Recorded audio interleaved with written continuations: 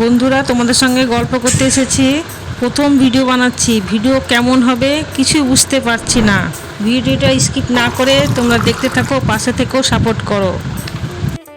চা করে সবাইকে আগে দিয়েছি, কিন্তু আমার ছেলে বিনা চিনির চা খাই বলে আমাকে আবার 1 কাপ চা করতে হলো। তার জন্যে চা কম পড়েছে বন্ধুরা, রান্নাঘরে রান্না করতে ইচ্ছা করছে না, তবুও রান্না করতে হবে। যাই হোক, আজ রাত্রে ভাবছি বাইরে থেকে খাবার নিয়ে আসব, সেটা না হলো পরের ব্যাপার। এই সন্ধ্যায় চা বানানোটা করে ফেলা যাক। চায়ের জল এখন ফুটতে লেগেছে, এবার চা পাতা দেওয়ার অপেক্ষায়।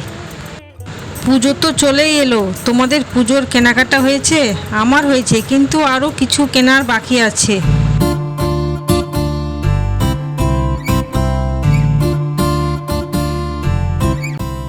এখনও পর্যন্ত যারা এই চ্যানেলটিকে ফলো করেননি, তারা অবশ্যই চ্যানেলটা ফলো করে আমার পাশে থাকে।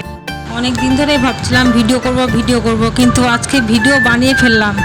ভিডিও কোথা থেকে শুরু করব শেষ করব কিছুই বুঝে উঠতে পারছি না। যাই হোক, গল্প করতে করতে চা করার এখন শেষ মুহূর্ত।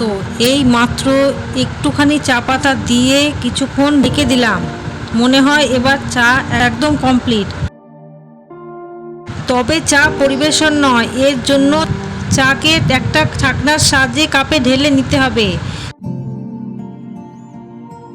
চা যে এত গরম তা ধোয়া দেখেই বোঝা যাচ্ছে।